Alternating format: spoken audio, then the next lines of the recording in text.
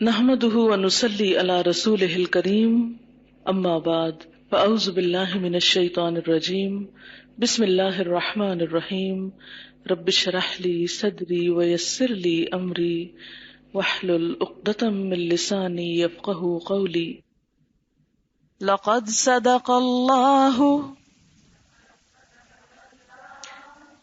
یہ چونکہ کلاس ہے اس لیے اس میں کہلواؤں گی تو چھوٹے چھوٹے جملے بولوں گی، انشاءاللہ آپ ریپیٹ کر سکتے ہیں تاکہ آپ سب بھی بیچ میں شریک ہوں. لقد صدق اللہ رسولہ الرؤیا بالحق لتدخلن المسجد الحرام ان شاء اللہ آمنین محلقین رؤوسکم ومقصرین لا تخافون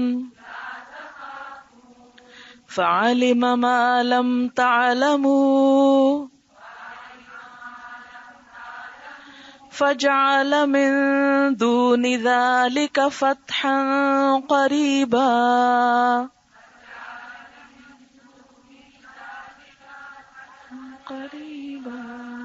هو الذي أرسل رسوله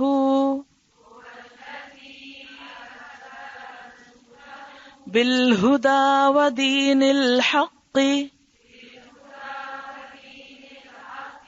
ليظهره على الدين كله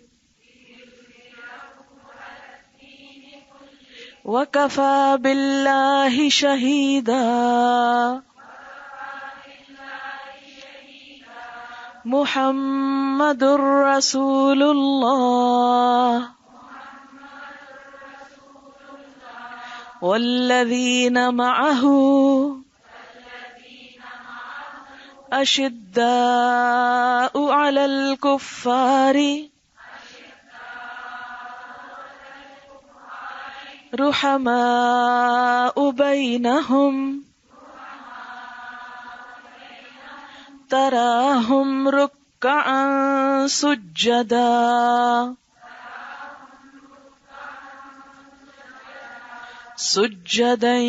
يبتغون فضلا من الله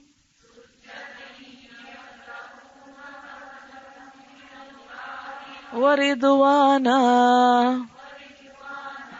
سيماهم في وجوههم من أثر السجود ذلك مثلهم في التوراة ومثلهم في الإنجيل كزرع أخرج شطأه فآزره فاستغلظ فاستوى على سوقه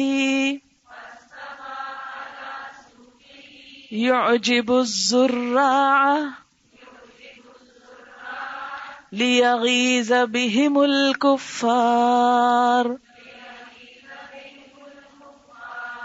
وعد الله الذين آمنوا وعملوا الصالحات منهم مغفرة وأجرا عظيما.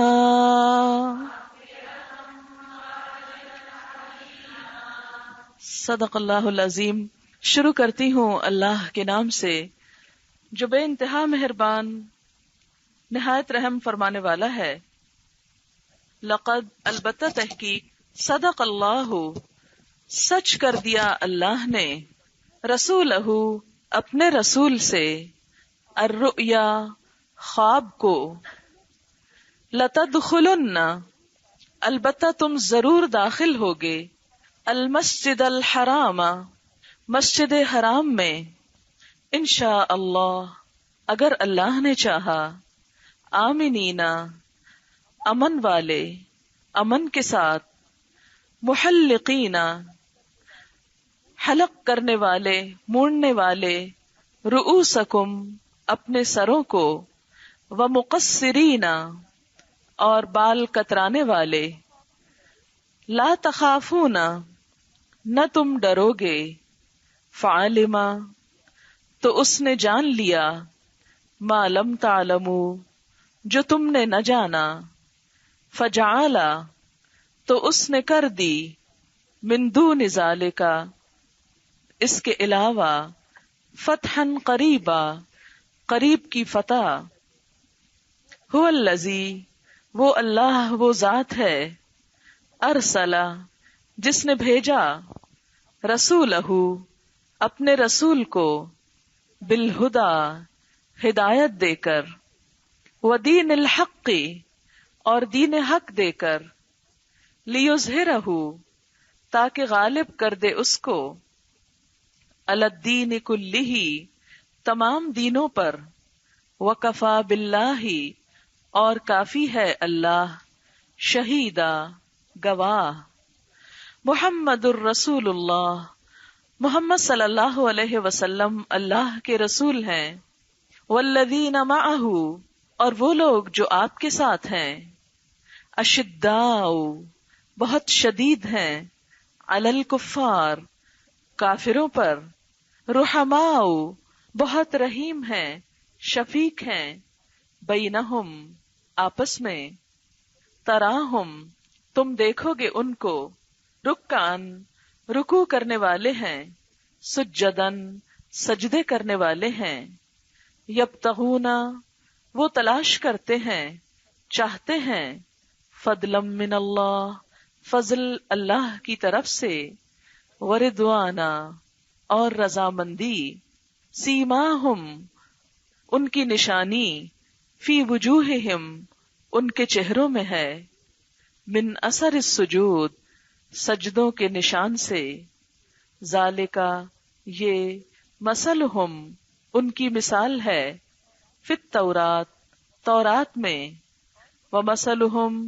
اور ان کی مثال، فی الانجیل، انجیل میں ہے، کزرع، ایک کھیت کی طرح، اخرج شطأہ، نکالی اپنی کونپل، فآزرہ، پھر اس کو مضبوط کیا، فاستغلظ، پھر وہ کونپل موٹی ہو گئی، فاستوی علی سوقہ، پھر وہ اپنے تنے پہ کھڑی ہو گئی، یعجب، بھلا لگتا ہے، الزراع، کسانوں کو، یعنی یہ کھیت کسانوں کو بہت بھلا لگتا ہے، لیغیظ، تاکہ غضبناک کرے، بہم، ساتھ ان کے، الکفار، کافروں کو، وعد اللہ، وعدہ کیا ہے اللہ نے، الذین، ان لوگوں سے، آمنو، جو ایمان لائے، وعملوا الصالحات، اور نیک عمل کیے، منہم، ان میں سے، مغفرتن، مغفرت کا، واجرا عظیما، اور بہت بڑے اجر کا۔ جیسا کہ آپ جانتے ہیں کہ سورۃ الفتح صلح حدیبیہ کے بعد مکہ واپس لوٹتے ہوئے نازل ہوئی تھی۔ اگرچہ مسلمانوں کو ایک ایسا معاہدہ کرنا پڑا تھا کہ جس میں بظاہر ان کو اپنی شکست نظر آ رہی تھی، لیکن در حقیقت یہ معاہدہ آئندہ آنے والی فتوحات کا پیش خیمہ ہوا۔ اسی وجہ سے اس سورت کا نام سورۃ الفتح، فتح کا مطلب کامیابی ہے۔ بظاہر یوں لگتا تھا کہ ناکامی ہے، لیکن اللہ تعالیٰ کے نزدیک وہ کامیابی تھی جو بالآخر دین کی تکمیل پر منتج ہوئی۔ نبی صلی اللہ علیہ وسلم نے جب مکہ کا ارادہ کیا تو اس وقت یہ صورت، اگرچہ پیچھے آپ جو ریگولر آ رہے ہیں وہ سن چکے ہیں، لیکن میں ہلکا سا بیک گراؤنڈ بتا دوں گی تاکہ ان آیات کو سمجھا جا سکے۔ نبی صلی اللہ علیہ وسلم نے ہجرت کے بعد مدینہ میں کئی سال گزرنے کے بعد 6 ہجری میں ایک خواب دیکھا. خواب یہ تھا کہ آپ اپنے بہت سارے صحابہ کرام کے ساتھ عمرے کے لیے تشریف لے جا رہے ہیں. اس وقت مکہ ایک دارالحرب تھا اور مدینہ پوری طرح خطرات سے گھرا ہوا تھا. مسلمان ابھی کمزور تھے. اس وقت یہ تصور بھی نہیں کیا جا سکتا تھا کہ اس حالت میں مسلمان اس وطن میں جائیں واپس، یا اس شہر میں جائیں جہاں سب لوگ ان کے خون کے پیاسے ہیں، ان کے دشمن ہیں. جس شہر نے ان کو وہاں سے نکال دیا، وہاں پر وہ بغیر اسلحہ لیے ہوئے جائیں. لیکن چونکہ نبی صلی اللہ علیہ وسلم کا خواب سچا تھا، اس لیے آپ صلی اللہ علیہ وسلم نے صحابہ کرام کو حکم دیا کہ وہ تیاری کریں. اور بالآخر ایک وقت طے ہوا اور سب کے سب 1400 کا قافلہ ایک ایک تلوار لے کر، جو عرب کے قاعدے اور قانون کے مطابق تھی، مکہ کی طرف روانہ ہو گئے. سارے عرب کی نظریں اس قافلے پر لگی ہوئی تھیں کہ یہ لوگ ایک ایسی جگہ پر جا رہے ہیں جہاں ان کے دشمن ہیں، پاس ان کے اسلحہ نہیں. جن اونٹوں پر سوار ہیں ان کے گردنوں میں قربانی کے نشانات کے طور پر قلادے پہنے ہوئے ہیں، وہ ہار جو ہدی کے گلے میں ہوتے ہیں. تو دیکھیں کہ ہوتا ہے کیا. بالآخر وہ قافلہ جب مکہ کے قریب پہنچا تو کفار مکہ نے اس کو اپنی انا کا مسئلہ بنا لیا اور یہ کہا کہ ہم اس کو داخل نہیں ہونے دیں گے. اور بیچ میں ایک مشاورت بھی ہوئی، مراسلت بھی ہوئی، کچھ مفاہمت کی کوششیں بھی ہوئیں. پھر خبر مشہور ہوئی کہ حضرت عثمان کی شہادت ہو گئی ہے. اس پر آپ صلی اللہ علیہ وسلم نے دوسرے صحابہ کرام سے ایک بیعت لی جو بیعت رضوان کے نام سے مشہور ہوئی کہ حضرت عثمان رضی اللہ تعالیٰ عنہ کے خون کا بدلہ لیا جائے گا. بہرحال آپ صلی اللہ علیہ وسلم نے اپنے دشمنوں سے کئی ایسی شرائط کے ساتھ صلح کا معاہدہ کر لیا، اور معاہدہ یہ تھا کہ آئندہ کئی سال تک جنگ نہیں ہوگی اور مسلمان اس سال عمرہ نہیں کر سکتے، انہیں واپس جانا ہوگا. اگلے سال وہ دوبارہ آئیں گے اور صرف عمرے کے دن وہاں رہ کر واپس لوٹ جائیں گے اور ان میں سے کوئی بھی یہاں نہیں رہے گا. اس کے علاوہ بھی کئی شرائط تھی صلح کی. لیکن مسلمان بہت ہی ٹوٹے ہوئے دل کے ساتھ واپس لوٹ رہے تھے کہ یہ کیسی فتح ہے، یہ کیسا خواب تھا کہ جو اللہ نے اپنے رسول صلی اللہ علیہ وسلم کو دکھایا کہ ہم مسجد حرام میں داخل ہو رہے ہیں. لیکن یہاں تو مسجد میں داخل ہونا تو دور کی بات، ہم تو مکہ میں بھی داخل نہیں ہو سکے، اور ہم تو عمرہ کرنے کے لیے گئے تھے اور صلح کا معاہدہ کر کے واپس آ گئے، جو ان کے نزدیک ایک طرح سے ذلت کی بات محسوس ہو رہی تھی.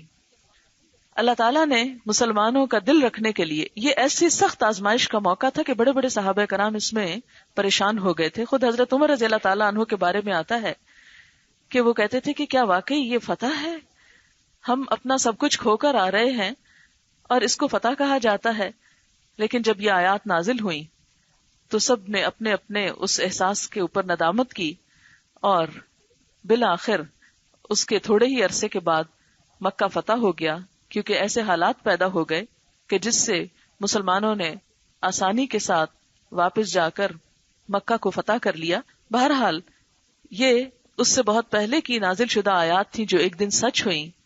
لقد صدق اللہ رسولہ الرؤیا بالحق، بے شک اللہ نے اپنے رسول کو سچا خواب دکھایا تھا صلی اللہ علیہ وسلم. یعنی آپ کا خواب جھوٹا نہیں تھا، کیونکہ بہت سارے لوگ اس بارے میں پریشان تھے کہ اگر نبی صلی اللہ علیہ وسلم سچے ہیں تو پھر جو آپ نے خواب دیکھا تھا کہ ہم عمرہ کریں گے، وہ عمرہ ہوا کیوں نہیں؟ تو اللہ تعالیٰ نے مسلمانوں کے ایمان کو بچایا اور فرمایا وہ خواب بالکل سچا تھا کہ تم ضرور مسجد حرام میں داخل ہوگے انشاءاللہ آمنین، امن کے ساتھ، اور سارے ریچولز ادا کرتے ہوئے، محلقین رؤوسکم و مقصرین، اپنے سروں کو منڈواتے ہوئے اور بال کترواتے ہوئے، کیونکہ عمرے کے ریچولز میں سے یہ ہے کہ مرد حضرات اپنے بالوں کی یا تو پورے اتروا دیں اور یا پھر ٹرمنگ کروا دیں. خواتین کو بھی اس موقع پر اپنے کچھ بال ٹرم کرنے ہوتے ہیں. تو فرمایا کہ تم داخل بھی ہوگے اور ریچولز بھی ادا کرو گے. لا تخافون، اور وہ وقت وہ ہوگا جب تم کو کسی کا خوف نہ ہوگا. فعلم ما لم تعلموا، اس نے وہ جان لیا جو تم نہ جانتے تھے، تو اس لیے اس نے اس بڑی فتح سے پہلے ایک اور فتح تمہیں عطا کر دی. یعنی مراد اس سے کیا ہے کہ تم اس شک میں نہ پڑو کہ اللہ کے رسول صلی اللہ علیہ وسلم نے تم سے کوئی جھوٹا وعدہ کیا. نہیں، ہوا یہ جو صلح کا معاہدہ تھا اس معاہدے کی شرائط کے مطابق ذوالقعدہ 7 ہجری کو عمرہ بھی ادا ہوا پورے امن امان کے ساتھ. اور اس عمرے کو تاریخ میں عمرۃ القضاء کہا جاتا ہے کیونکہ یہ دراصل اسی عمرے کی قضاء تھی جس کا ارادے کے ساتھ مسلمان پہلے گئے تھے.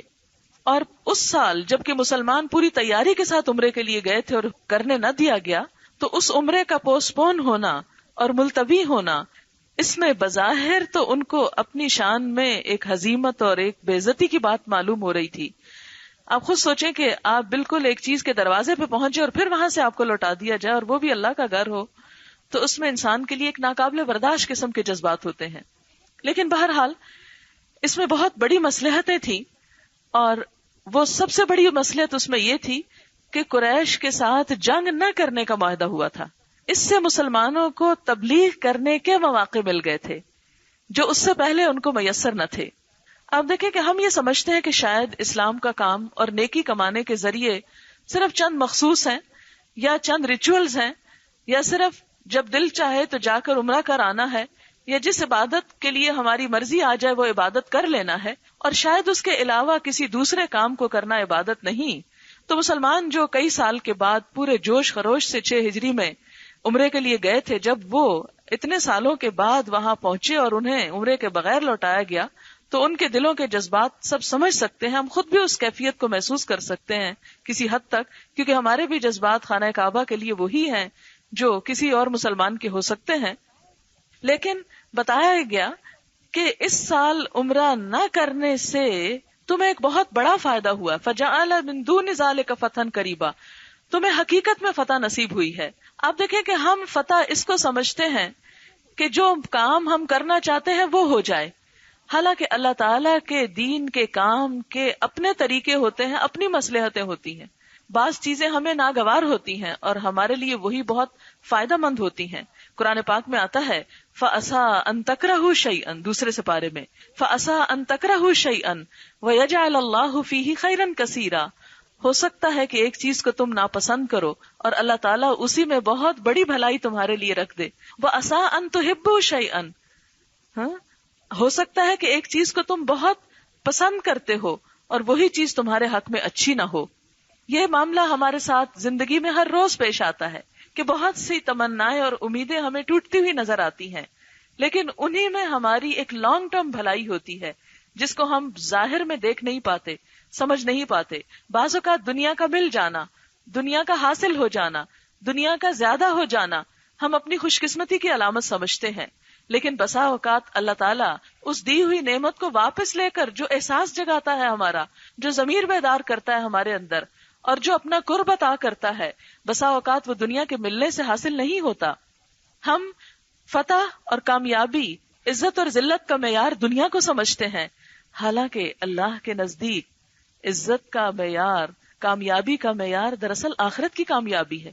قرآن پاک میں بار بار یہ بات آتی ہے کہ جو وہاں کامیاب ہو گیا وہ اصل کامیاب ہے. یہ دنیا کی چیزیں تو آنی جانی ہیں، جس کو وہاں عزت ملی وہ اصل عزت ہے، جو وہاں پار ہو گیا وہ اصل خوش قسمت ہے. یہ دنیا کی تو ہر چیز آنے اور جانے والی ہے، ہر روز سورج نکلتا ہے، ہر روز غروب ہوتا ہے. کبھی ایسا نہیں ہوا کہ کوئی نکلنے والا سورج غروب نہ ہوا ہو. یہ اللہ کا قانون ہے، قاعدہ ہے. دنیا کی کوئی نعمت پائیدار نہیں. زندگی بھی آنی جانی، جوانی بھی آنی جانی، دولت بھی آنی جانی، ناموری بھی آنی جانی، ہر چیز آنے جانے والی. جو چیز آتی ہے اس کو جانا ضرور ہے، کیونکہ یہ ساری دنیا بالآخر اپنے خاتمے کی طرف بڑھ رہی ہے. اسی لیے اللہ تعالیٰ سے کہتے ہیں کہ کبھی کسی نعمت کو پا کر پھولو مت، اتراؤ مت، گھمنڈ مت کرو، تکبر میں مت مبتلا ہو. کیوں؟ اس لیے کہ جس رب نے دی وہ لے بھی سکتا ہے. لہذا مسلمانوں کو بالکل اس خوشی کی پیک پر پہنچا کر واپس بلا لیا گیا. آپ دیکھیں کہ کبھی کسی کے ساتھ ہم میں سے ایسا ہو کہ وہ یہاں سے ویزا بھی لے کر چلے، سارے انتظامات کے ساتھ احرام پہن کر، اور جدہ ایئرپورٹ پہ اس کو روک دیا جائے، کہا اگلی فلائٹ سے واپس جاؤ، تو شاید دنیا میں اس سے مشکل اور کام کوئی نہ ہو. کہ انسان جب وہ 2-4 ہاتھ لبے بام رہ گیا تھا وہاں تک پہنچ کے اسے کہا جائے واپس، بہت ہی تکلیف دہ چیز. لیکن اس وقت اس دل کے ٹوٹنے سے، اس انسان کی انا کے ٹوٹنے سے جو پھر انسان کے اندر خیر پھوٹتی ہے. آپ دیکھیں پتھروں میں کریک آتے ہیں تو چشمے پھوٹتے ہیں.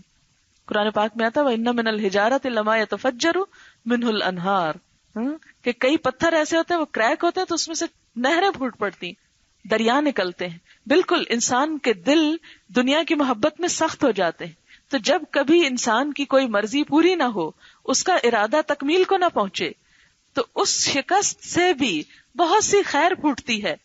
جس طرح پتھروں کے ٹوٹنے سے نہریں پھوٹتی ہیں، انسان کو اللہ تعالیٰ ایک نئی زندگی دیتا ہے، ایک نیا رخ عطا کرتا ہے. اور یہی دراصل انسان کی بہت بڑی کامیابی ہے. اور آج مجھے بہت حیرت ہو رہی ہے نا، مجھے یہاں پہنچنے تک یہ نہیں پتا تھا کہ مجھے کیا آج پڑھانا ہے، لیکن وہ کچھ ایسی مجبوریاں ہوگی کہ منڈے کو میں رک نہیں سکتی تھی، تو میں نے کہا چلے جمعے کو ہی سب کو بلا لیں، تو جمعے کو ہی میں درس کر لیتی ہوں. پھر مجھے یاد نہ رہا کہ میں پوچھوں کہ رکوع کون سا ہے، اور جب آج آ کے میں نے کھولا ہے تو میں سوچتی ہوں کہ قرآن اتنا بڑا معجزہ ہے. مجھے یوں لگے کہ جیسے یہ رکوع آج میرے ہی لیے ہے، کہ ایک خواب دیکھا کرتے تھے کہ یا اللہ کوئی ایک پرسکون، پر امن والی، یہ جیسے ہے نا آمنینا، امن والی ایسی جگہ ہو کہ جہاں بے فکر بیٹھ کر کسی خوف خطر کے بغیر ہم تیرا ذکر کر سکیں، تیرا نام لے سکیں. اور اس وقت یہ بالکل ایک خواب لگتا تھا. آج سے 1 سال پہلے بھی یہ خواب نظر آتا تھا. اور جب میں سوچتی تھی کہ کیا وہ وقت آئے گا کہ ہم اپنی چھت کے نیچے بیٹھ کر اللہ کی بات کر سکیں گے، تو بالکل ایسے لگتا ہے کہ جیسے وہ آیات تو اس دور کے لیے تھی، لیکن قرآن تو ہر دور کے لیے ہے نا، کہ اللہ کا وعدہ سچا تھا کہ تم ضرور داخل ہوگے امن کے ساتھ. اور یہ سب کچھ اللہ ہی کی طرف سے ہے، اللہ ہی کا انعام ہے، اس میں کسی انسان کا کوئی کمال نہیں.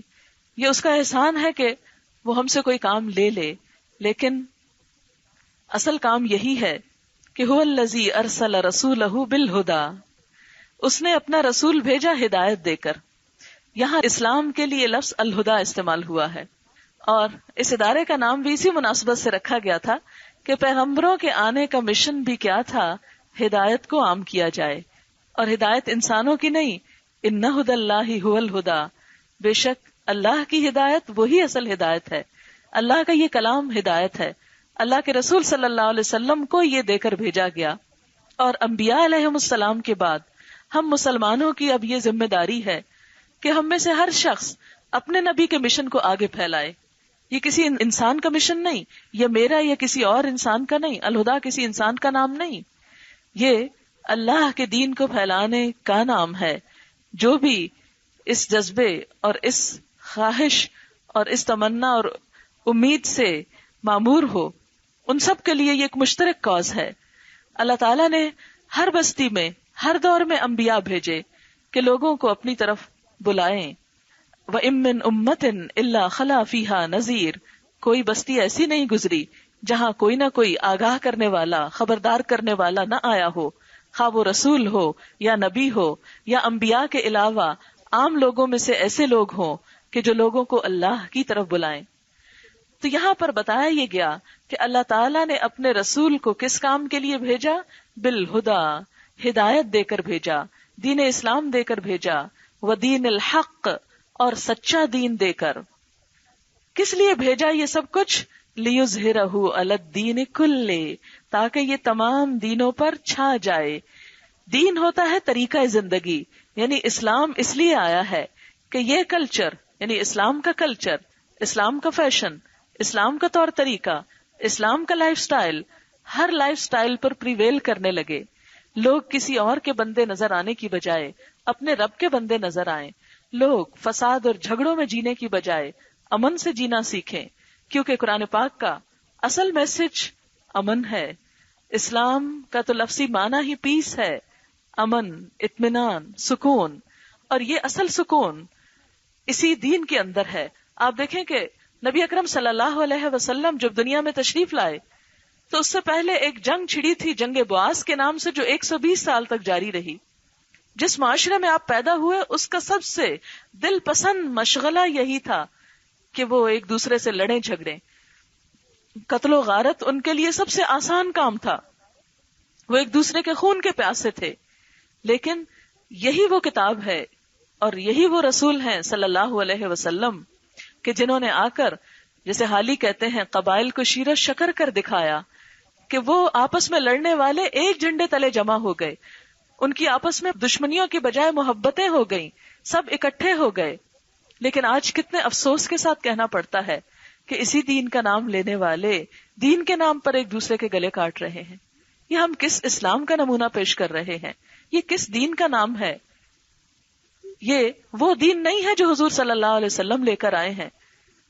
اگر ہمارے نزدیک دین یہی ہے کہ ہم ایک دوسرے کو ماریں اور ایک دوسرے کی جانیں لیں، تو اللہ کے نزدیک دین یہ نہیں ہے. نبی صلی اللہ علیہ وسلم کا لایا ہوا دین یہ نہیں ہے. وہاں تو نہ صرف یہ کہ عربوں کے اندر سے جنگوں کا خاتمہ ہوا، بلکہ باہر کی دنیا میں بھی امن و امان قائم ہوا. روم اور ایران فتح ہوئے تو وہاں کے لوگوں نے اپنے دروازے مسلمانوں کے لیے کھول دیے کہ انہوں نے ان کو نجات دہندہ کہا، امن لانے والا کہا، اور حقیقی معنوں میں دنیا میں امن قائم ہوا.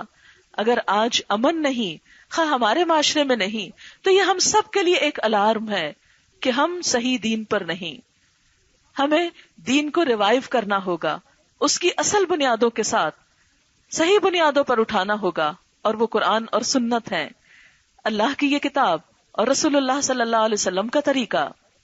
فرمایا کہ اللہ تعالیٰ نے اپنے نبی کو اسی ہدایت کے ساتھ بھیجا اور دین حق کے ساتھ بھیجا تاکہ وہ اس کو تمام دینوں پر غالب کر دے. تمام دینوں سے مراد صرف یہ نہیں کہ یہودیت اور عیسائیت اور ہندوازم، بلکہ اس سے مراد ہر لائف سٹائل، خواہ وہ کسی قدیم دور کا ہو یا جدید دور کا، ان سب پر اسلام کا نام، اسلام کا پیغام چھا جائے. تو یاد رکھیے کہ یہ کام نہ نعروں سے ہوگا، نہ جذبات سے ہوگا، نہ صرف باتیں کرنے سے ہوگا. یہ کام تو کام کرنے سے ہوگا. کیا کام؟ وہی کام جو ابتدا میں نبی صلی اللہ علیہ وسلم نے کیا.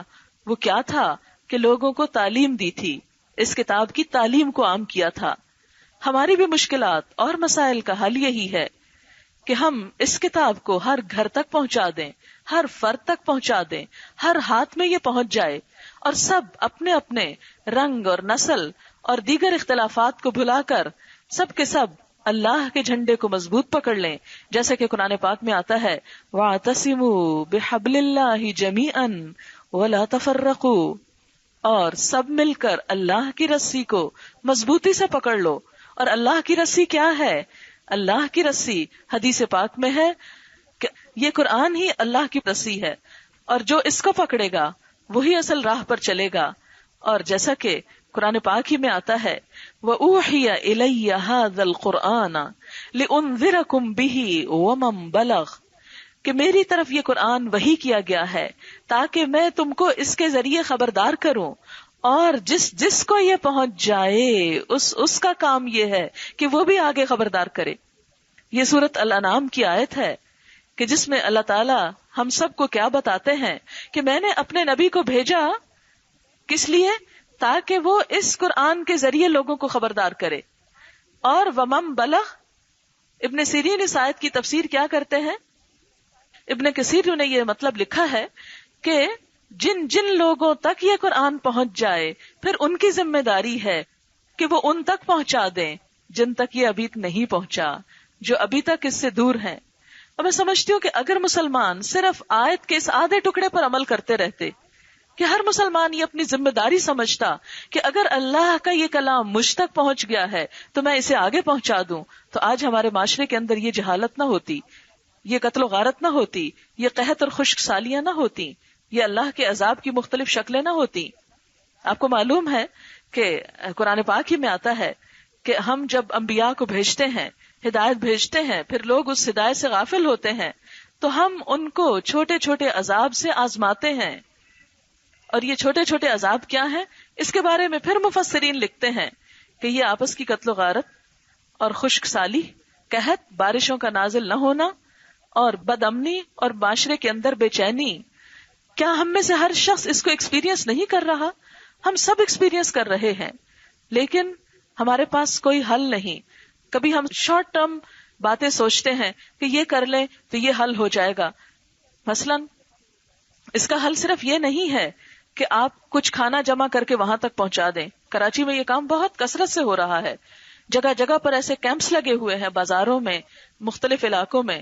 خود ہم بھی الہدا کی طرف سے کافی اس کام میں لگے ہوئے ہیں کہ جو بھوکے ہیں ان تک کھانا پہنچایا جائے, وہاں پانی کے انتظام کیے جائیں. لیکن میں کبھی سوچتی ہوں کہ جتنا وہ خرچ اس ٹرک میں کھانے پہ ہوتا ہے اتنا اس کا کرایہ پڑ جاتا ہے جتنے میں وہ کھانا وہاں پہنچتا ہے. کتنے دن سب لوگ یہ کھانا پہنچاتے رہیں گے؟ کتنے دن یہ سب کام ہوتے رہیں گے؟ کیا اس کا حل یہی ہے؟ نہیں, اس کا حل یہ نہیں ہے. یہ تو ایک وقتی جان بچانے کی بات ہے, لیکن آخر کب تک؟ اس کا حل جہاں دنیاوی اعتبار سے ہم کو سوچنا ہے, وہاں ان اسباب پر بھی غور کرنا ہے کہ کیا وجہ ہے کہ سال ہا سال سے, صدیوں سے جن علاقوں میں لوگ رہ رہے ہیں, آج وہاں سے ان کو نکلنا پڑ رہا ہے. آباء و اجداد کے علاقے چھوڑ کر, اپنے نسلی اور آبائی گھروں کو چھوڑ کر, وہ بھوک کے ہاتھوں ان کے جانور بلک رہے ہیں, مر رہے ہیں, خود بھی مر رہے ہیں, وہاں سے نکالے جا رہے ہیں. کیوں؟ اس لیے کہ یہ اللہ کے عذاب کی ایک شکل ہے. قرآن پاک میں پھر یہ بھی آتا ہے کہ عموماً جب عذاب آتا ہے تو کیا ہوتا ہے کہ انسان اس کو خوبصورت تعویلیں پیش کرتا ہے کہ یہ تو ماہرین نے 2 سال پہلے ہی کہہ دیا تھا کہ یہ خشک سالی آنے والی ہے اور دریاؤں کا پانی کم اور زمین پہ پانی کا لیول کم ہو رہا ہے. اور کبھی کچھ اور وجہ بتا دیتے ہیں کہ پوری دنیا کا کلائمیٹ چینج ہو رہا ہے اور گلوبل چینجز ہیں ویدر میں, اس لیے یہ علاقے جو ہیں وہ سفر کر رہے ہیں. یہ سب باتیں کیا ہیں؟ یہ تعویلیں ہیں جو ہم ڈھونڈ لیتے ہیں اس بات سے بچنے کے لیے کہ ہم اس کو اللہ کا عذاب نہ سمجھیں. اور پھر ساتھ ہی فرمایا وَزَيَّنَ لَهُمُ الشَّيْطَانُ أَعْمَالَهُمْ, کہ اس کے باوجود جب برائیاں باقی رہتی ہیں تو شیطان انسانوں کے لیے ان کے اعمال کو خوبصورت بنا دیتا ہے کہ نہیں, تم میں کوئی غلطی نہیں, کوئی خرابی نہیں, کوئی برائی نہیں, یہ جو ہو رہا ہے اس کی یہ وجہ ہے, وہ وجہ ہے. اس کی ایک چھوٹی سی مثال دیتی ہوں. اس پچھلے سنڈے کو میں کوئٹہ میں تھی, وہاں انہوں نے مجھے بتایا کہ یہاں صلاۃ استسقاء یعنی نماز پڑھی گئی بارش کے لیے. کہتے بہت لوگ آئے اور بڑی رو رو کے دعائیں شعائیں مانگی گئی. کہتے جب نماز پڑھی جا چکی تو امام صاحب نے گھڑی اٹھا کر کہا کہ یہ گھڑی ہے, جس کسی کی ہو وہ آ کے لے لے. کہتے کہ 30-35 لوگ بھاگ کر آ گئے کہ یہ گھڑی ہماری ہے تو یہ آپ دے دیجئے. انہوں نے کہا کہ اتنے لوگوں کی تو نہیں ہو سکتی, اب اس کے فیصلے کے لیے قرآن پہ ہاتھ رکھوانا پڑے گا. کہتے باقی لوگ تو کچھ ڈر گئے, پیچھے ہٹ گئے, 3-4 نے قرآن پہ بھی ہاتھ رکھ دیا. تو امام مسجد نے کہا یہ گھڑی میری اپنی ہے, میں تو صرف یہ دیکھ رہا تھا کہ تمہارے اندر ایمان کتنا ہے. یہ ہمارے اعمال ہیں. مسجدوں کے اندر جائے نمازوں کے اوپر کھڑے ہو کر ہم جھوٹے قرآن اٹھانے کو تیار ہو جاتے ہیں. تو جس قوم کی بدعمالیوں کا یہ حال ہو, پھر اس پر اللہ کی رحمت کی بارش آخر کیسے برسے؟ کیا اللہ کا غضب نہ ٹوٹے؟ جہالت اتنی ہے کہ بے شمار لوگوں کو کلمہ تک نہیں پڑھنا آتا. انٹیریئر سندھ میں ہماری اپنی اسٹوڈنٹس گئیں اور انہوں نے جب ٹریول کیا تو ایک بستی پہ راستے میں انہوں نے روکا اور نماز پڑھنی چاہی. تو انہوں نے کہا کہ ہم بستی کے اندر گئے, اس بستی کا نام بھی انہوں نے مجھے بتایا تھا, وہ عجیب سا نام تھا, میرے ذہن سے نکل گیا. کہتے ہیں کہ ہم نے ان سے کہا کہ ہمیں جائے نماز چاہیے. تو انہوں نے کہا کہ جائے نماز کیا ہوتی ہے؟ جائے نماز نہیں نکلی وہاں سے. پھر انہوں نے کہا کہ ہمیں صرف اتنا بتا دیں کہ قبلے کا رخ کیا ہے. تو انہوں نے کہا کہ ہمیں یہ بھی نہیں پتا. کہتے کہ اس بستی میں لوگوں کو یہ نہیں پتا تھا کہ قبلے کا رخ کس طرف ہے, اور کہنے کو کیا ہے وہ مسلمان شمار ہوتے. جب خانہ پوری ہوگی نا کہ پاکستان میں کتنے ملین مسلمان ہیں تو ان کے نام مسلمانوں میں لکھے جائیں گے. تو اس میں قصور کس کا ہے؟ ہمارا قصور ہے, پڑھے لکھے لوگوں کا, کہ جو پڑھ لکھ کر صرف اپنی ذات کے ہو گئے, خود غرض ہو گئے, بھول گئے اپنی ذمہ داریوں کو. تو ہماری ذمہ داری یہ نہیں صرف کہ ہم اپنی ذات کے آرام کے لیے جئیں, یہ صرف اپنی ذات کے لیے جئیں. ہمارے فرائض میں سے ہے کہ ہم ایٹ لیسٹ سوچیں تو صحیح, کم از کم درد تو رکھیں, کچھ دعا تو مانگے, کچھ کڑھیں تو صحیح, کچھ ہوش میں تو آئیں. کیونکہ ظاہر ہے کہ کسی بستی پر جب کسی حصے پہ عذاب آتا ہے تو وہ باقی لوگوں کے لیے بھی ایک الارم ہوتا ہے, باقی لوگوں کے لیے بھی ایک وارننگ ہوتی ہے. لیکن عموماً ہم اس چیز کے بارے میں کم ہی غور کرتے ہیں. تو اس کا حل کیا ہے؟ قرآن پاک میں اس کا حل بتایا گیا ہے.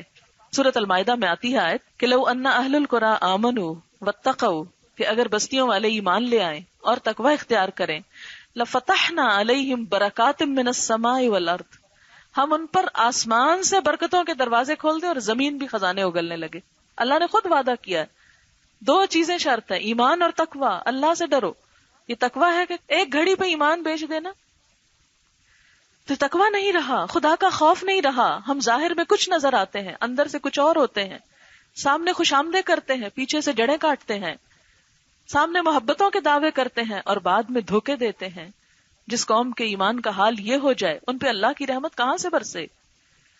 تورات اور انجیل والوں کو بھی، اہل کتاب کو بھی یہ کہا وَلَوْ أَنَّهُمْ أَقَامُوا التَّوْرَاةَ وَالْإِنجِيلَ وَمَا أُنزِلَ إِلَيْهِمْ مِنْ رَبِّهِمْ لَأَكَلُوا مِنْ فَوْقِهِمْ وَمِنْ تَحْتِ أَرْجُلِهِمْ، کہ اگر اہل کتاب تورات اور انجیل اور اس قرآن کے اوپر عمل کرتے، اس کو قائم کرتے، اس کے اندر آنے والے احکامات کے مطابق زندگی بسر کرتے، لَأَكَلُوا مِنْ فَوْقِهِمْ، یہ اپنے اوپر سے کھاتے، وَمِنْ تَحْتِ أَرْجُلِهِمْ، پاؤں کے نیچے سے رزق نکلتا، پاؤں کے نیچے یعنی زمین خزانے اگلتی اور آسمان برکتیں برساتا. لیکن انہوں نے ظلم کیا تو اللہ نے بھی ان کے طرف سے منہ موڑ لیا. تو بات یہ ہے کہ ہم سب کو اپنی اپنی ذمہ داری پوری کرنے کی ضرورت ہے، اپنی اپنی ذمہ داری. اور وہ ذمہ داری کیا ہے؟ ایک اچھی بات پتا ہے تو وہ دوسرے تک ضرور پہنچا دیں.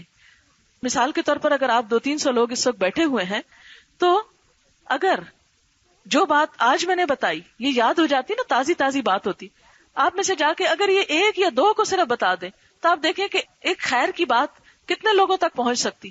اور اگر جیسے وہ قرآن میں آیا وَمَن بَلَغ، جس تک پہنچتی جائے وہ آگے پہنچاتا جائے. نبی صلی اللہ علیہ وسلم کے زمانے میں نہ ریڈیو تھا، نہ ٹیلی ویژن تھا، نہ لکھنے کی کتابیں تھیں، نہ نیوز پیپرز تھے، نہ ٹیلی فونز تھے، نہ کمیونیکیشن کے دوسرے ذرائع تھے، نہ سڑکیں تھیں، نہ تیز رفتار گاڑیاں اور جہاز تھے. اس کے باوجود دین کا پیغام ایک کونے سے دوسرے کونے تک پھیلتا چلا گیا، سارے فاصلے سمیٹتا چلا گیا. آج ہم مسلمانوں کے پاس سب کچھ موجود ہے لیکن ہم سمٹتے جا رہے ہیں، سمٹتے جا رہے ہیں، پناہ ڈھونڈ رہے ہیں کہاں چلے جائیں. واقعی بعض اوقات آپ یقین کریں کہ ایک کے بعد ایک خرابی انسان دیکھتا ہے. اور کل سے تو جب سے میں نے اس قتل کا واقعہ سنا تو چونکہ اتفاق کی بات ہی کہ میں اس کے بالکل قریب ہی اپوا کالج میں فیڈرل بی ایریا میں درس دینے کے لیے گئی ہوئی تھی.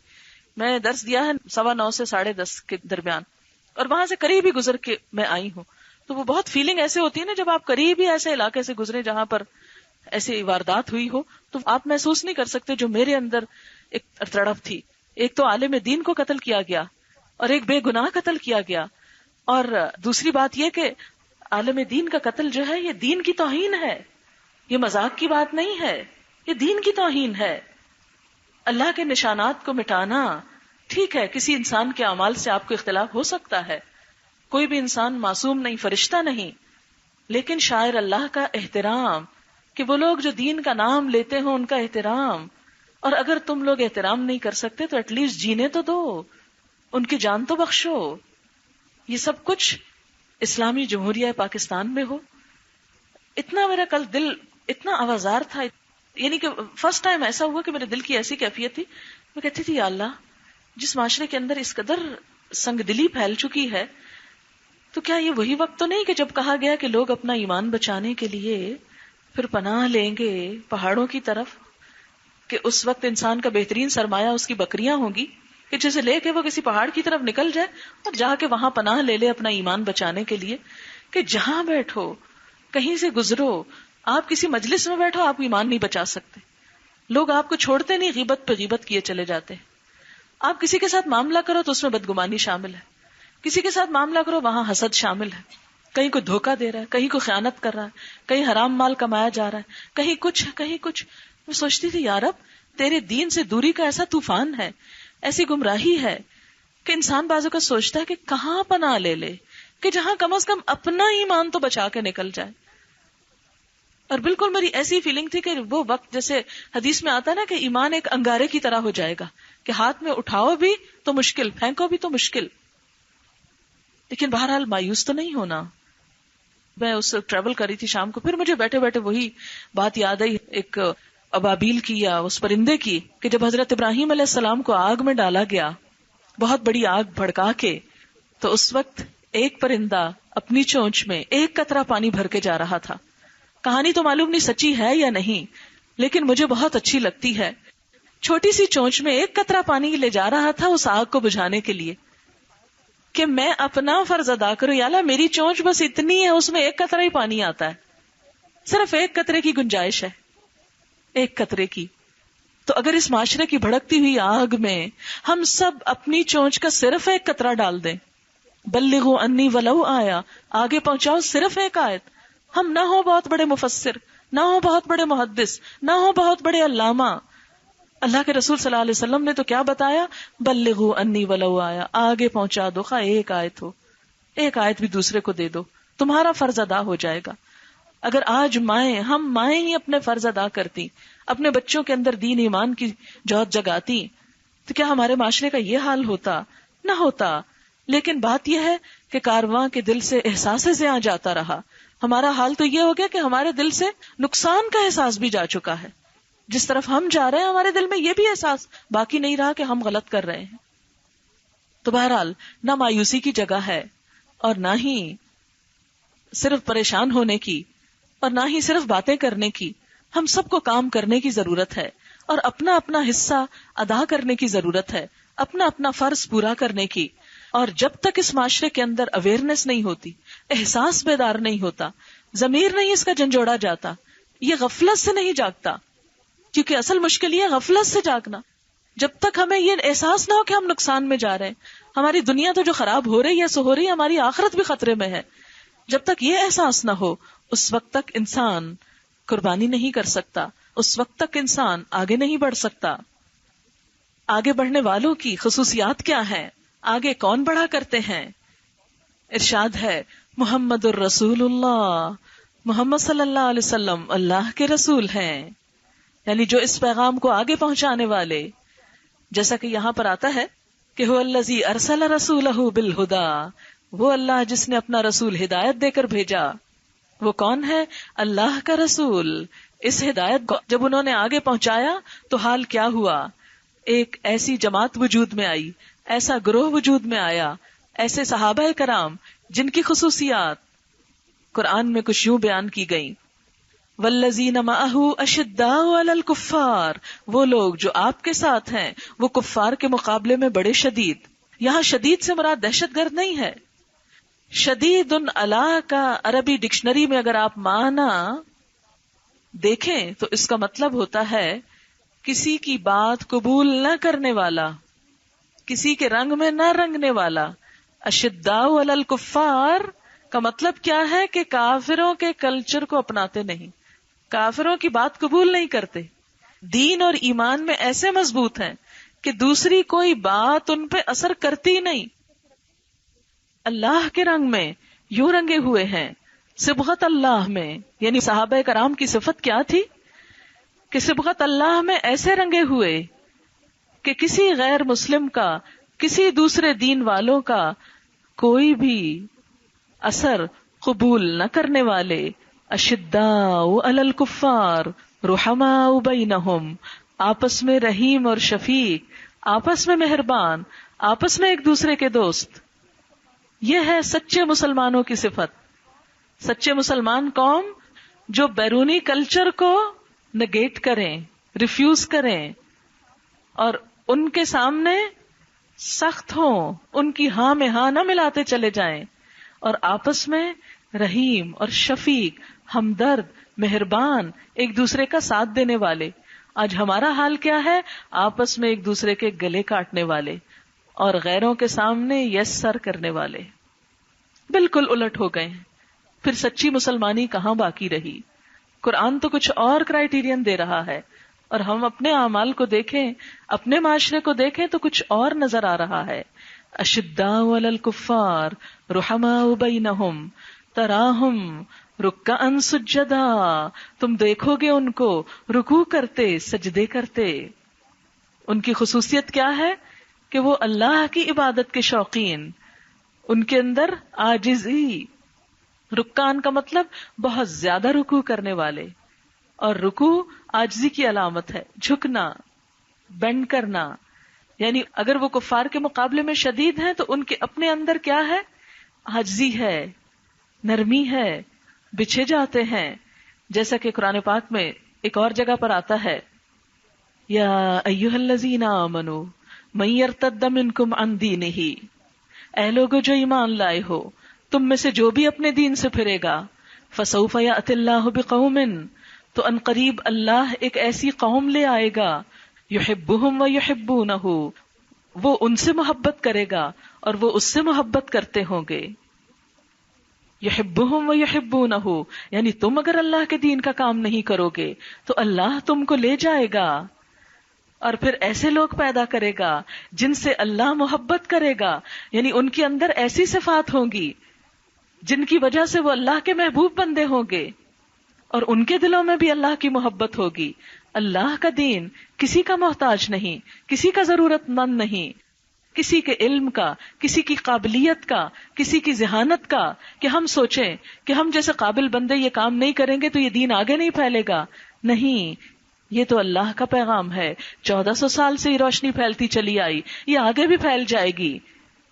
ہماری خوش قسمتی ہوگی اگر ہمارا اس میں کچھ حصہ شامل ہو گیا، ورنہ یہ دین ہمارا محتاج نہیں.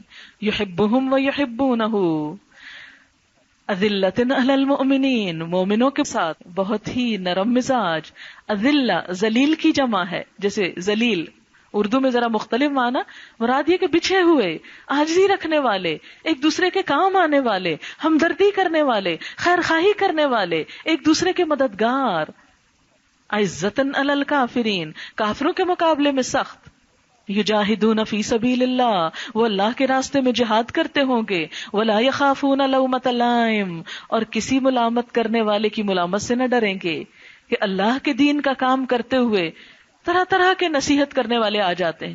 کچھ اپنا خیال کرو، اپنی صحت کا کرو، بچوں کا کرو، اپنے کاروبار کا کرو، کیا ہو گیا تمہیں، اٹھتے بیٹھتے بس اللہ ہی اللہ کیے چلے جا رہے ہو، تمہارا تو دماغ ہی چل گیا ہے، تمہیں تو کچھ اور سوچتا ہی نہیں. کتنا حسین تھا، کتنا بہترین تھا تمہارا مستقبل دنیا کا، تم کن چکروں میں پڑ گئے ہو، کن قربانیوں میں چل پڑے ہو. نہیں، لا یخافون لومۃ لائم، اللہ کے ایسے بندے جن سے اللہ محبت کرتا ہوگا، وہ اللہ کے دین میں، یجاہدون فی سبیل اللہ میں، جہاد کے راستے میں کسی کی ملامت کی پرواہ نہیں کریں گے کہ کون کیا کہہ رہا ہے، نہ کسی کی تنقید کی، نہ کسی کی گالیوں کی، نہ کسی کے پروپیگنڈے کی. نہیں. اور اللہ تعالیٰ کیا فرماتے ہیں، ذالک فضل اللہ، یہ اللہ کا فضل ہے، یؤتیہ من یشاء، عطا کرتا ہے جس کو چاہتا ہے. اور اللہ تو بڑے فضل والا ہے. تم بھی اپنے آپ کو اس قابل بناؤ کہ تم پر بھی اللہ کا فضل ہو جائے. اور یہاں بھی اہل ایمان کی یہی صفات بتائی گئیں. رحماء بینہم تراہم رکعا سجدا یبتغون فضلا من اللہ ورضوانا سیماہم فی وجوہہم من اثر السجود. ان کے چہروں پر سجدوں کے آثار نظر آئیں گے. اس سے مراد ضروری طور پر وہ نشان نہیں جو گوشت میں پڑ جاتا ہے، اسکن میں نظر آنے لگتا ہے. مراد یہ ہے کہ ان کے چہروں سے خدا کا خوف ٹپکتا ہوگا، ان کے چہروں سے انسانوں کے لیے محبت اور نرمی اور ہمدردی ٹپکتی ہوگی. کیونکہ جو لوگ اللہ سے محبت رکھتے ہوں وہ لازمی طور پر اللہ کے بندوں سے بھی محبت رکھتے ہیں، وہ ان کی خیر خواہی چاہتے ہیں. فرمایا ذالک مثلہم فی التوراۃ، ان کی یہ مثال تورات میں بیان کی گئی ہے. ومثلہم فی الانجیل، اور ان کی مثال انجیل میں یہ ہے. کیا مثال ہے؟ کزرعن، ایک کھیت کی طرح، اخرج شطأہ، جو سب سے پہلے اپنی چھوٹی سی کمپل نکالے. شط کہتے ہیں اس حصے کو جو بیج سے پھوٹ کے نکلتا ہے. کبھی آپ نے دیکھا ہوگا کسی دانے کو پھوٹتے ہوئے کہ سب سے پہلے کا حصہ جو ہوتا ہے اسے شط بولتے ہیں. اخرج شطأہ فآزرہ، پھر کیا ہوا، یعنی کھیت میں پہلے چھوٹی سی کمپل نکلی، پھر اس کو مضبوط کیا، فاستغلظ، پھر اور موٹا ہو گیا، اس کا تنا بڑھتا چلا گیا، وہ درخت پھیلتا چلا گیا. فاستوى علی سوقہ، ایک دن آیا کہ وہ اپنے تنے پہ جم کے کھڑا ہو گیا، وہ سایہ دار درخت بن گیا جس نے اوروں کو بھی اپنے نیچے پناہ دے دی. یعجب الزراع، کسانوں کو یہ منظر بڑا حسین لگتا ہے کہ جب ایک کھیتی تیار ہو جاتی ہے، جب ایک باغ تیار ہو جاتا ہے، جب اس باغ میں بہار آ جاتی ہے، جب وہ آباد ہو جاتا ہے. لیغیظ بہم الکفار، اور اس باغ کو دیکھ کر، اس کھیت کو دیکھ کر کافر غضبناک ہوتے ہیں، کڑتے ہیں، جلتے ہیں کہ یہ کہاں سے باغ اٹھایا، یہ لوگ کہاں سے اکٹھے ہو گئے، یہ کیوں جمع ہو گئے. تو بتایا یہ جا رہا ہے کہ جو لوگ اللہ کے دین کے راستے میں کام کریں گے ابتدا میں وہ ایسے ہی ہوں گے. کیسے؟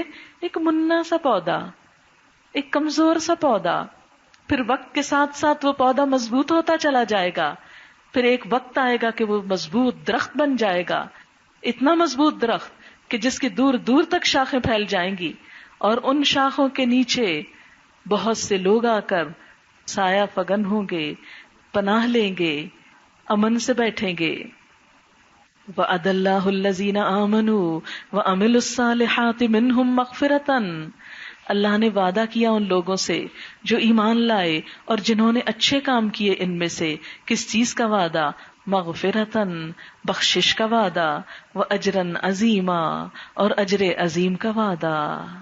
یہ اللہ کا وعدہ ہے کہ اگر لوگ اسی راہ پر چلتے رہے تو آخرت میں بھی ان کے لیے بخشش ہے، اور دنیا میں جیسے کھیت لگا آخرت میں بھی جنت کے باغ اسی طرح ہرے بھرے اور مہکتے نظر آئیں گے۔ اجرن عظیم وہ ہے، دنیا میں ایک درخت کا لگ جانا ایک وقتی اچیومنٹ ہے، لیکن اصل نظر اس اجر پر ہونی چاہیے، دنیا کے ملنے والے صلے پر نہیں، کیونکہ یہ تو وقت کے ساتھ آنی اور جانی چیزیں ہیں، ان میں سے تو کوئی بھی چیز باقی نہیں رہتی، لیکن اصل چیز جسے محفوظ کرنے کی ضرورت ہے وہ آخرت کا اجر ہے۔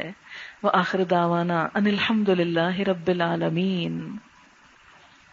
آج کا یہ جو افتتاح ہوا ہے یہ بہت ہی حریم اور بہت ہی انفارمل طریقے سے، فارمل نہیں ہے کیونکہ ابھی پورا کام مکمل تو نہیں ہوا، لیکن جتنا ہوا اس کے اعتبار سے چاہا کہ جب ایک چھت بن گئی ہے تو کچھ نہ کچھ کام اب یہاں شروع ہو جانا چاہیے، تاکہ جن لوگوں کی کنٹریبیوشن ہے اس میں ان کے لیے صدقہ جاریہ ایک طرح سے شروع ہو جائے۔ اور اس اعتبار سے میں سمجھتی ہوں کہ اتنا مناسب رکوع تھا کہ جس نے پورے میسج کو دوبارہ سب کے لیے تازہ کر دیا ہے کہ ان ساری عمارتوں کا اور ان ساری باتوں کا مقصد ایک ہی ہے، اور وہ کیا ہے کہ اللہ کے رسول صلی اللہ علیہ وسلم کا لایا ہوا دین حق پوری دنیا کے اندر پھیل جائے، اور اس کے لیے لوگ کوشش کریں۔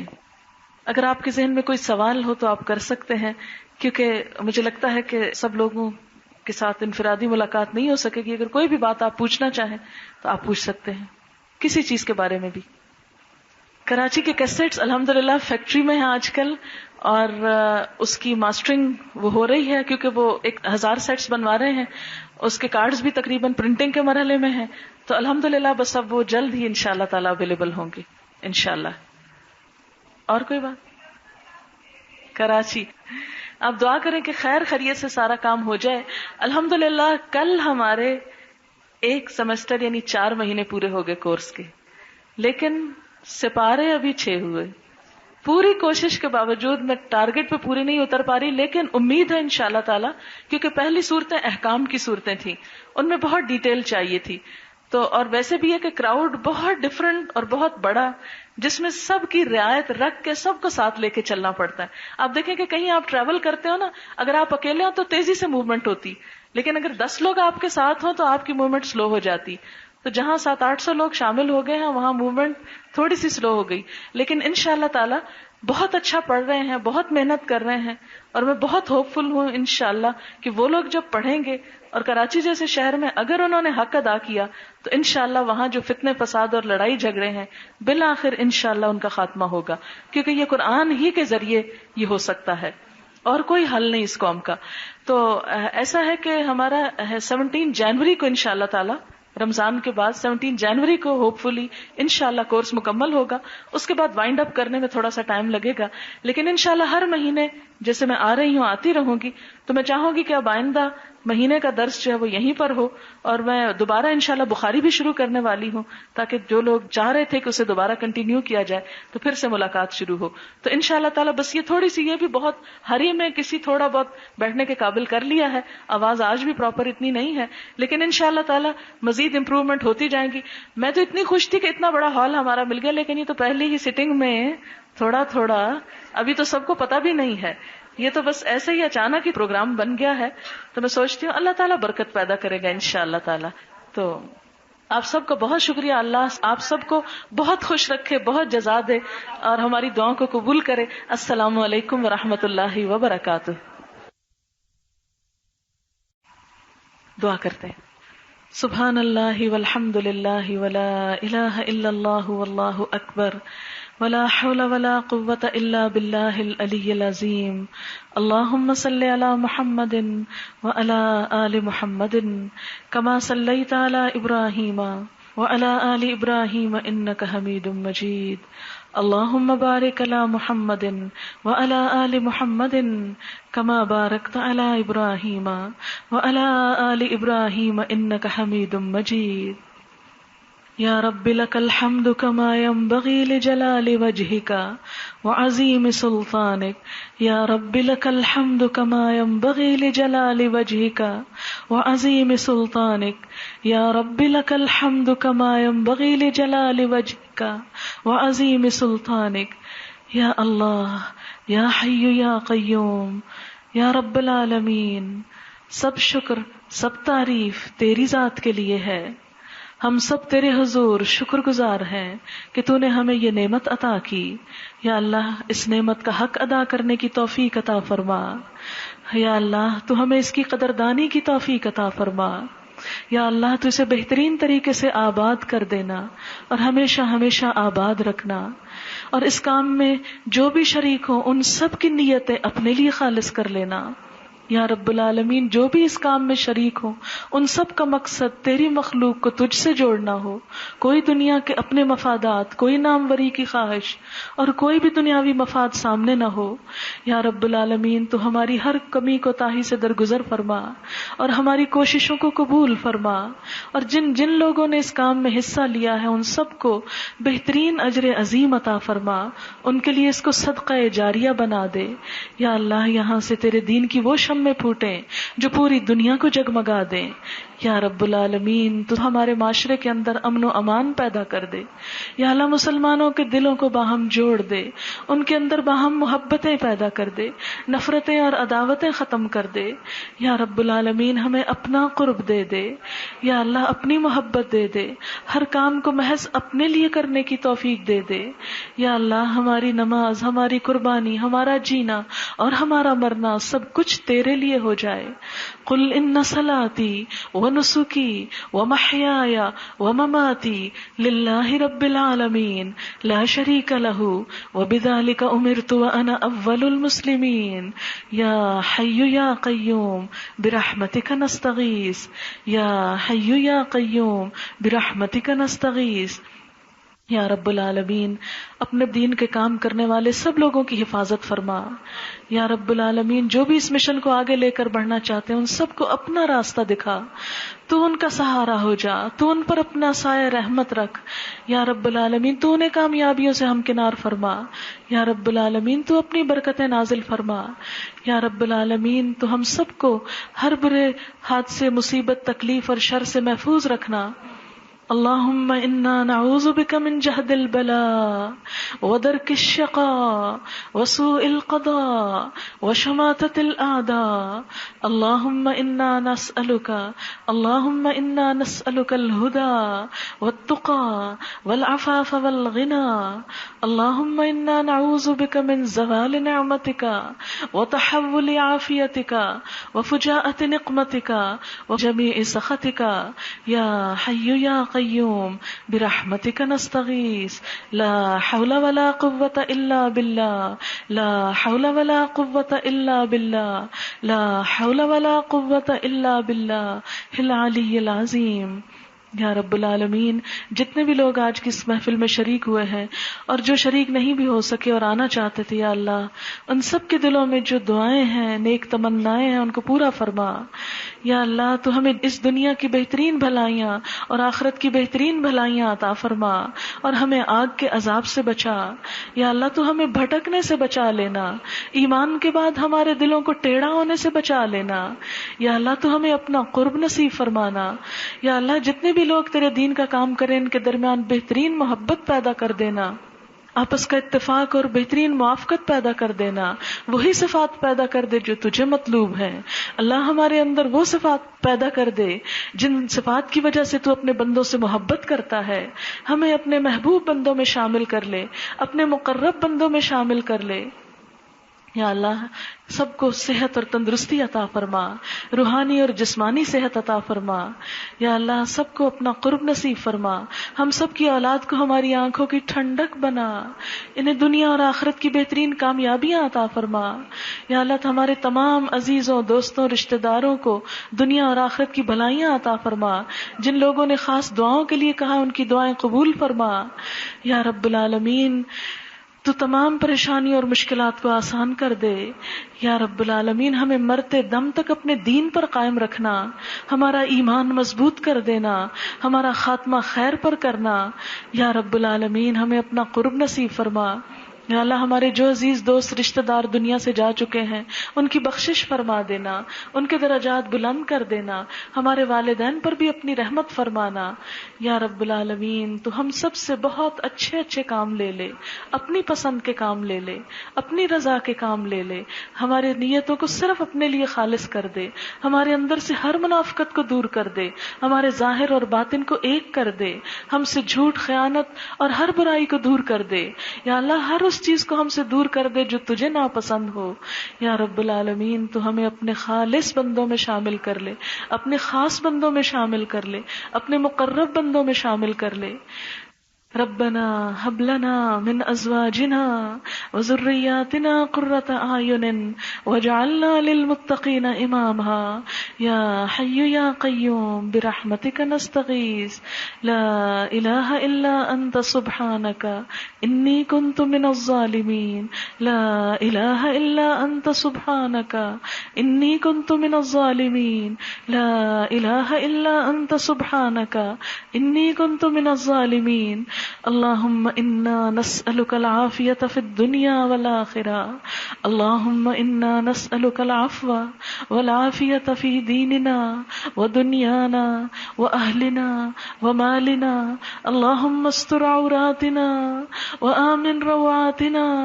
اللهم احفظنا من بين أيدينا ومن خلفنا وعن أيماننا وعن شمائلنا ونعوذ بعظمتك أن نغتال من تحتنا.